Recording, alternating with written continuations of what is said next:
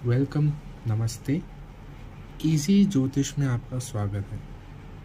ये वीडियो उन लोगों के लिए है जो कि जानना चाहते हैं कि कुंडली और ग्रहों, जो कुंडली के अंदर ग्रह होते हैं, उनका मतलब क्या होता है।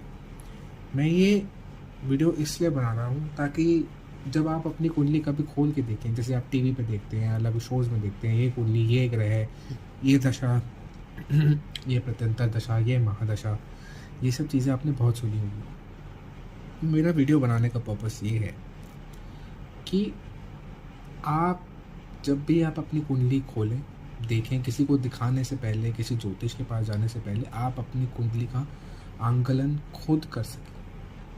आप अपनी कुंडली देख के उसमें ग्रहों, कैसे कैसे उसमें ग्रह कहाँ कहाँ हैं, वो देख के खुद पता लगा सकें कि आपकी कुंडली कितनी अच्छी है, बुरी है, एवरेज है या कैसी है। वैसे तो कुंडलियाँ सारी एक समान होती है, कुछ कुछ अपने कर्मों के हिसाब से, पुराने जन्मों के कर्मों के हिसाब से ऐसे ग्रहों की प्लेसमेंट हमें मिलती है कि जो हमने कोई पुराना जन्म में कर्म किए होते हैं, उस हिसाब से हमें यहाँ पर भी अपने फल जो है बुरे, वो पूरे करने पड़ते हैं। इसलिए प्लेसमेंट ऐसी मिलती है ग्रहों। बट इस वीडियो में आपको ये सिखाना चाहूँगा कि कुंडली, ये जो हम 12 भाग देते हैं, क्या होते हैं, ठीक है, इनके क्या क्या मतलब होते हैं, जो आप अपने भाग कौन सा आपकी कुंडली में कितना अच्छा है, कितना प्रबल है, इसको देख के आप सीख और जान सकते हैं। और ये वीडियो इसलिए भी इम्पोर्टेंट है क्योंकि आप एक ज्योतिष के पास जाएं, उसको पैसे दें, और हो सकता है उस ज्योतिष को कोई नॉलेज ना हो, कोई ज्ञान ना हो, वो आपसे पैसे ठग ले। उससे बचने के लिए आपको अपनी कुंडली का आंकलन करना आना बहुत ज़रूरी है।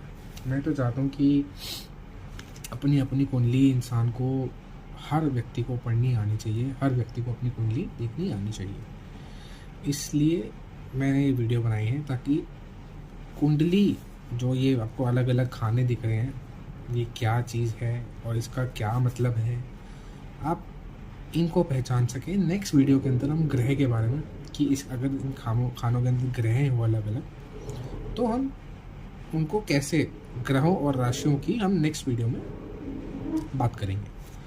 अभी हमारे जो पूरा जीवन काल है, वो हमारे पुराने ऋषि मुनियों में 12 भागों में बांटा है। उन्होंने आकाश को देख के उसके 12 भाग किए और उस हिसाब से 12 भागों के अंदर हमारा कुंडली का विश्लेषण किया है। और इसमें हमारा जीवन चालू से लेकर, वो इतना साइंटिफिक है कि हमारा जीवन जहाँ से प्रारंभ होता है से लेकर घूमकर जहाँ अंत होता है, उसी पे पूरा ये बेस्ड एक कुंडली होती है। मैं आपको बहुत इजी वे में समझाने की कोशिश करूँगा ताकि आप समझ पाए। बस आप जहाँ से पैदा होते हैं, वहाँ से लेकर जहाँ आपका अंत होना होता है, उसी में ये पूरे 12 के 12 भाग जो है कवर हो जाते हैं। तो आप सीख सकते हैं इस वीडियो को देख के कि कुंडली का मतलब क्या होता है। अब कुंडली के अंदर हम एक नॉर्मल कुंडली उठा रहे हैं, हम किसी की कुंडली नहीं उठा रहे, या फिर कुंडली इस हिसाब से नहीं ले रहे कि मैं अपना राशि ले रहा हूँ या मैं अपना चार्ट ले रहा हूँ या किसी और की कुंडली उठा रहा हूँ। नहीं, हम उस हिसाब से कुंडली नहीं, हम एक बहुत ही बेसिक कुंडली जो होती है, जो नॉर्मल कुंडली होती है, उसके हिसाब से हम चलेंगे। ये यहाँ पे आप देखेंगे कुंडली के कुछ नंबर्स लिखे होते हैं।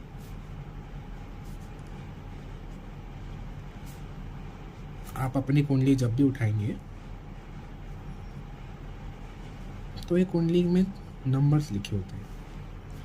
ये नंबर्स कुछ नहीं होता, बट आपके जो होते हैं, राशियाँ होती हैं, आपके साइंस होते हैं, आपके बर्थ साइंस होते हैं। ये नंबर जो होते हैं, जैसे कि स्टार्ट करते हैं एरीज, फिर टॉरस, फिर जेमिनाई, फिर कैंसर, फिर लियो, फिर Virgo, Libra, Scorpio, Sagittarius, Capricorn, Aquarius, Pisces. जैसे हम टीवी में देखते हैं कि ये राशि में ये फल है, ये राशि में ये फल है, वैसे हम राशि बोलते हैं। अब ये नंबर्स अगर आप देखेंगे अपनी कुंडली कभी आपने खोली होगी तो ये अलग अलग भी हो सकते हैं, बिकॉज जिस समय आप पैदा हुए थे उस समय के जो आकाश में जिस हिसाब से आपका जो चार्ट था बटा हुआ था, जो साइन आपका राइजिंग था वही साइन आपके इस प्रथम भाव में, पहले भाव में दिखाई आपको कुंडली में देगा। इसके लिए कंफ्यूज होने की ज़रूरत नहीं है। ये हम एक बहुत बेसिक कुंडली दे रहे हैं, 1 2 3 4 के नंबर के हिसाब से कुंडली हम दे रहे हैं। अब अगर आपको इतना भाग समझ में आ गया तो हम आगे का स्टार्ट करते हैं। हमने कुंडली उठाई है, इसको 12 भागों में बांटा है। जीवन का स्टार्ट से लेकर एंड तक ये 12 भाग होते हैं और इन 12 भागों को मैं बहुत इजी लैंग्वेज में आपको समझाने का कोशिश करूँगा। सो जो नंबर 1 है, भाग की बात कर रहा हूँ मैं, नंबर 1 भाग है, इसको आप इग्नोर कर सकते हैं, नंबरों को आप इग्नोर कर सकते हैं। पर जो प्रथम भाव है, ये जो कुंडली का पहला घर कहते हैं जिसे, ये सबसे इम्पोर्टेंट होता है हमारी कुंडली के अंदर। क्यों आप पूछेंगे क्यों कि ये इतना इम्पोर्टेंट क्या है इसके अंदर? इस पे जोर देना बहुत ज़रूरी है क्योंकि ये आप खुद हैं, ये आप खुद हैं। अगर आप अपनी कुंडली खोलें और आप अपनी कैरेक्टरिस्टिक्स देखना चाहें तो इस भाव के अंदर राशि या इस भाव के अंदर जो ग्रह हैं, इस भाव के अंदर राशि या फिर जो प्लैनेट्स हैं वो बैठे हुए हैं, वो आपकी मेन कैरेक्टरिस्टिक्स को बहुत ही अच्छे से झलकाते हैं। आप अपने अंदर उन प्लैनेट्स की या फिर राशियों की कैरेक्टरिस्टिक्स बहुत अच्छे से देख सकते हैं। आपकी पर्सनालिटी में वो चीज़ झलकती है। ये आप हैं। ये एक तो आपकी पर्सनालिटी, आपका नेचर, आपके थॉट्स, आपका सिर, आपका जो सिर का एरिया है, वो सारी चीज़ें ये जो भाव है वो दर्शाता है। तो आपकी बेसिक पर्सनालिटी किस हिसाब से होगी? जो आपका प्लैनेट होगा या फिर आपका साइन होगा, इस वाले भाव। बट ये वाला भाव का मतलब है आप खुद, आपकी पर्सनालिटी। अगर हम दूसरे भाव में आते हैं तो हम दूसरे भाव पे आते हैं। दूसरे भाव का मतलब है, ये तो था आप का खुद का भाव, आपका खुद का पर्सनालिटी। दूसरे भाव का मतलब है कि आप किस तरह से बोलते हैं,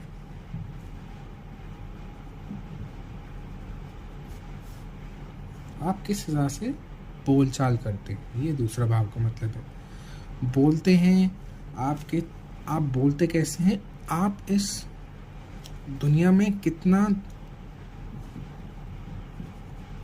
पैसा अर्जित कर सकते हैं, ये दूसरा भाव है। और आपको किस प्रकार का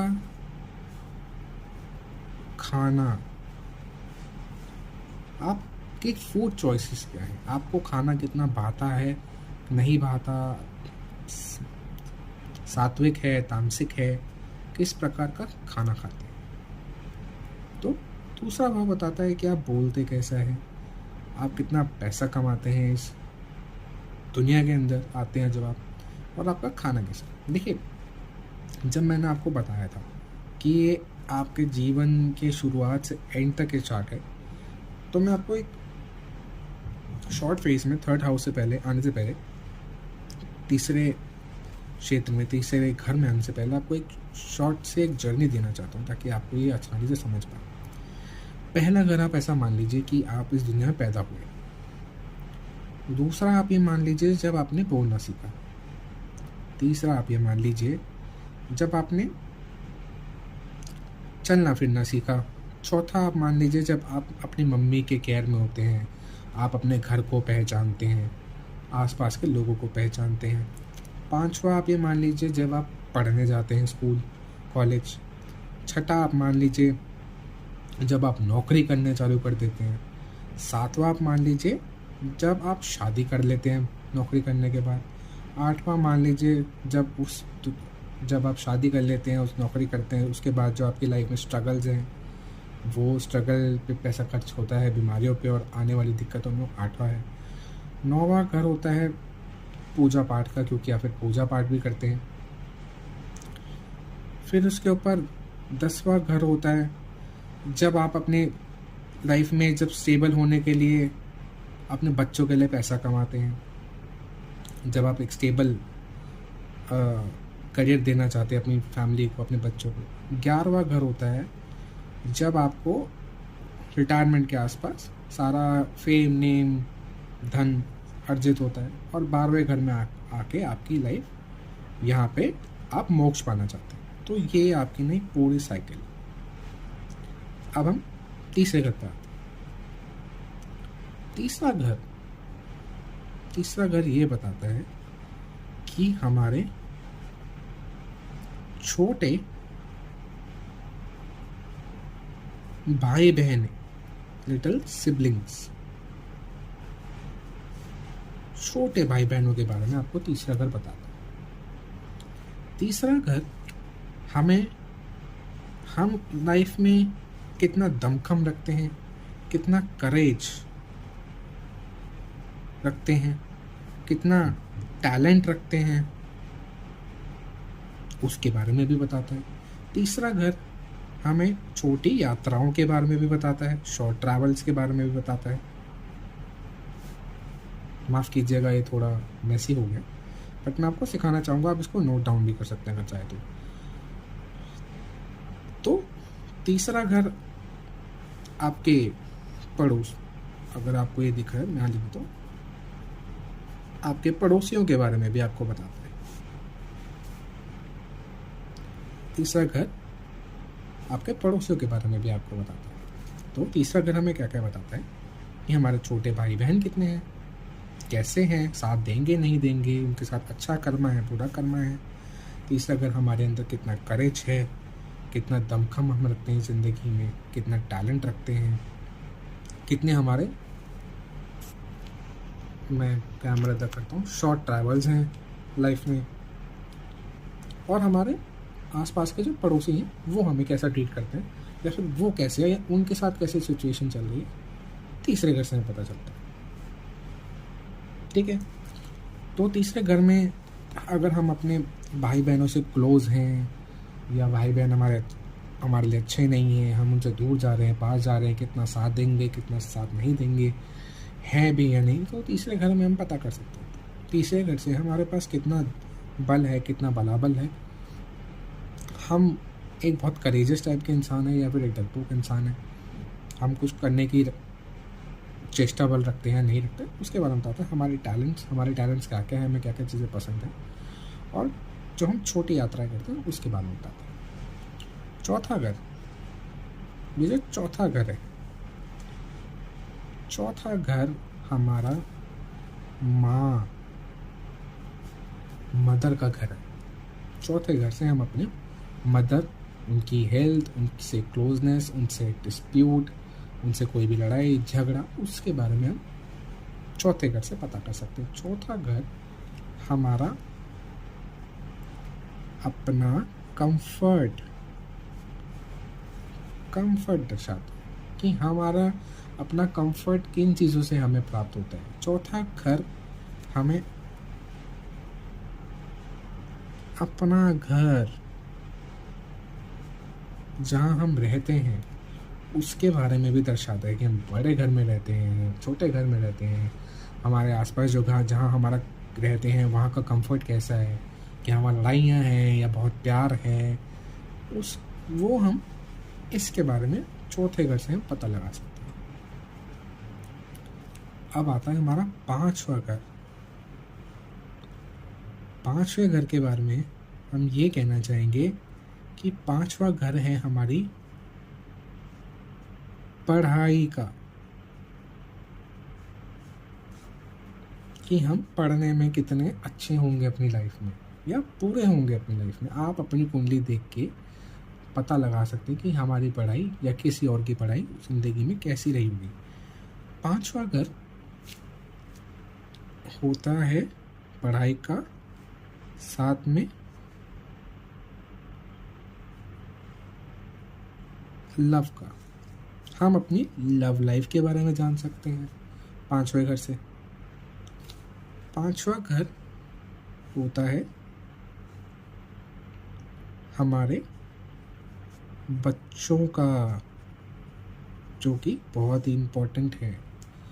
बच्चे कैसे निकलेंगे, बच्चे आज्ञाकारी होंगे, बच्चे जो हैं आपको लड़ने वाले मिलेंगे, या कितना बच्चों का लक, या बच्चे कैसे होंगे, बच्चे होंगे या नहीं होंगे, ये भी इस घर से आप पता कर सकते हैं कि बच्चों में प्रॉब्लम आ रही है पैदा होने में, या ऐसा योग है कि बच्चे पैदा होंगे। वो इस घर से हम पता कर सकते हैं, इस घर में बैठे ग्रहों से और इस घर में बैठे साइंस से। वैसे ये घर हमें 3 चीज़ों के बारे में बताता है: पढ़ाई, प्यार, लव मैरिज है या हमारे लव रिलेशंस हैं उनके बारे में, और बच्चों के बारे में। अब आता है हमारा 6th हाउस। जो हमारा 6th हाउस है वो हमारा एक बहुत ही, जो 6, 8 और 12 होते हैं, ये हमारे थोड़े से ट्रबलसम हाउसेस होते हैं जो हमें ज़िंदगी में थोड़े कष्ट देते हैं। तो 6th हाउस होता है हमारी daily job life.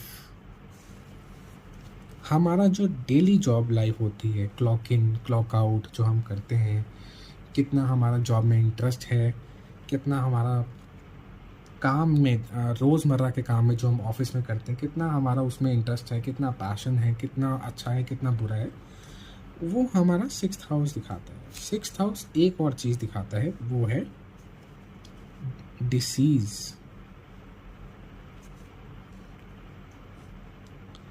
Loan,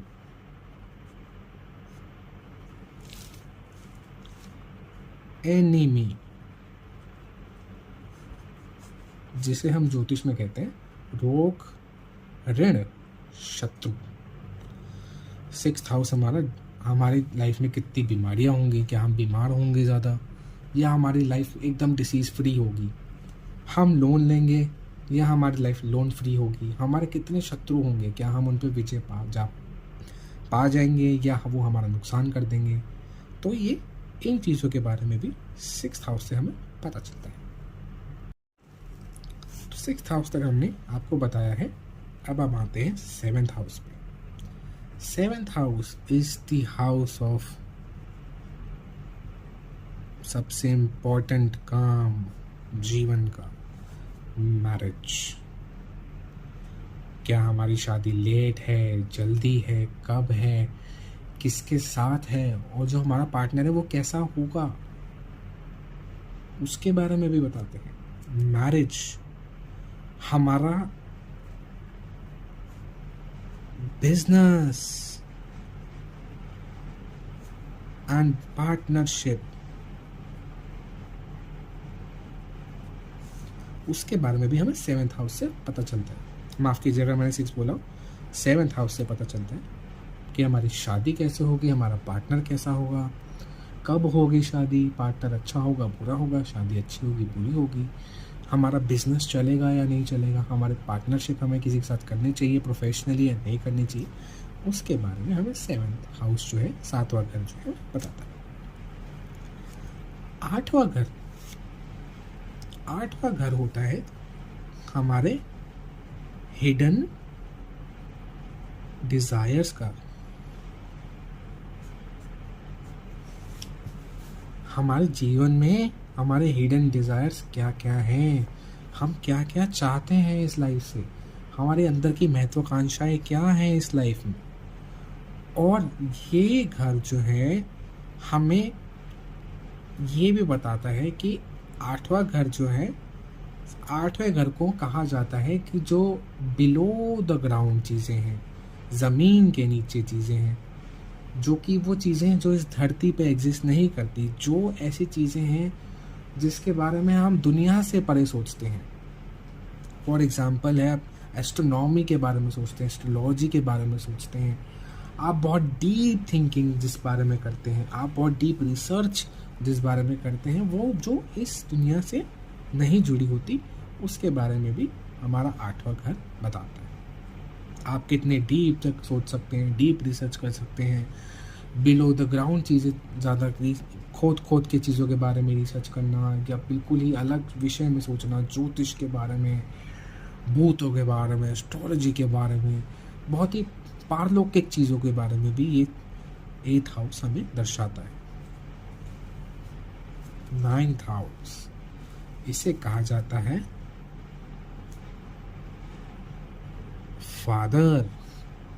father का हाउस, गुरु का हाउस और लक का हाउस। ये हमारे बारे में, हमारे ज़िंदगी में हमारे पिता के बारे में बताता है। हमारे पिता कैसे होंगे, क्या करते होंगे, उनसे हमारे विचार कितने मिलेंगे, कितनी वो हमें हेल्प करेंगे, कितनी हमारे उनसे दूरी होगी, या उनके साथ रिलेशंस हमारे ओवरऑल कैसे रहेंगे, फादर के बारे में। 9th हाउस हमारे गुरुओं के बारे में बताता है। हमारे गुरु कैसे होंगे, हमारे बॉसेस कैसे होंगे, उनके साथ हमारे रिलेशनशिप कैसे रहेंगे, जो हमारे गुरु हैं, टीचर्स हैं, बॉसेस, उनके बारे में। और हमारे लक के बारे में कि ज़िंदगी में जो लक है वो हमें कितना फेवर करेगा। ये हमारा जो है 9th हाउस। 10th हाउस जो हमारे ज़िंदगी का वन ऑफ द बेस्ट और मोस्ट इम्पॉर्टेंट हाउस है, वो हमें बताता है हमारे प्रोफेशन के बारे में। माफ़ कीजिएगा, स्पेलिंग गलत है, बट प्रोफेशन के बारे में कि हम क्या काम कर सकते हैं अपनी लाइफ में, या कौन से प्रोफेशन में हमें जाना सूट करेगा, कौन सा प्रोफेशन हमारी लाइफ में हमें ज़्यादा तरक्की देगा, हमें किस काम धंधे में जाना चाहिए, कि हमें 10वां घर बताता है। 11वां घर बताता है हमें हमारे सोशल सर्कल, हमारे एल्डर भाई बहन और हमारे प्रोफेशन से अर्निंग्स। जैसे दूसरा घर हमें मनी के बारे में बताता है कि हम कितना पैसा जोड़ पाएंगे अपनी लाइफ में, कितना पैसा हम भोग पाएंगे, उसी तरह हम अपने प्रोफेशन से कितना पैसा कमा पाएंगे, वो हमें 11वां घर बताता है। हमारा सोशल लाइफ कैसी होगी, कितने दोस्त हम बना पाएंगे, कितना बड़ा हमारा फ्रेंड सर्कल होगा, हमारे बड़े भाइयों बहनों से रिश्ता कैसे होगा, ये लिटिल सिबलिंग्स है। हमारे छोटे भाई बहनों से रिश्ता 3rd हाउस, और 11वां घर हमारे बड़े भाई बहनों से रिश्ता कैसे होगा। हमारी अर्निंग्स कितनी होगी, हमारी अर्निंग कैपेसिटी कैसे होगी, कितनी होगी, वो हमें 11th हाउस बताता है। अगर 2nd और 11th यानी कि ये भी पैसे का घर और ये भी पैसे का घर, इनके बीच में कोई लिंकेज आपकी कुंडली में बन जाता है, तो आप बहुत पैसा ज़िंदगी में कमा सकते हैं। और जो बहुत बड़े बड़े बिजनेसमैन होते हैं, उनका आपका अपने घर से 2nd हाउस का कोई रिलेशन बनता है या 11th हाउस का कोई रिलेशन बनता है, तो मैं आने वाली वीडियोस में समझाऊंगा कैसे बनता है। और जो 12th हाउस है हमारा है एक्सपेंसेस का, हमारे बेड प्लेजर का,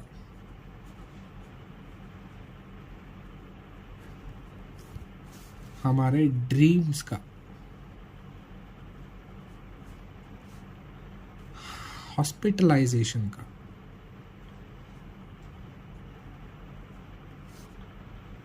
जेल का, ये हमारा 12th हाउस बताता है। हमारा क्या क्या ड्रीम्स हैं, हमारे ड्रीम वर्ल्ड में क्या क्या है, हमारे लाइफ में एक्सपेंसेस किन किन चीज़ों पे होते हैं। मेनली हाउस एक्सपेंसेस के बारे में बताता है। वो एक्सपेंसेस हॉस्पिटलाइजेशन में हो सकते हैं, जेल जाओ तो वहाँ भी आपके कोई ना कोई वकील से एक्सपेंसेस हैं, या फिर जेल जाने में आपका कोई बुरा हो तो भी 12th हाउस दर्शाता है। आपके जो शादी के बाद जो बेड प्लेजर्स हैं वो भी 12th हाउस से हम पता कर सकते हैं। 12th हाउस एक चीज़ बारे में और बताता है, वो है डिस्टेंट ट्रैवल, फॉरेन सेटल, कि आप कितना दूर तक ट्रैवल करेंगे या फॉरेन में सेटल हो सकते हैं या नहीं हो सकते, वो भी हमें 12th हाउस बताता है। ऐसे ही 9th हाउस हमें एक चीज़ बताता है, लॉन्ग ट्रैवल,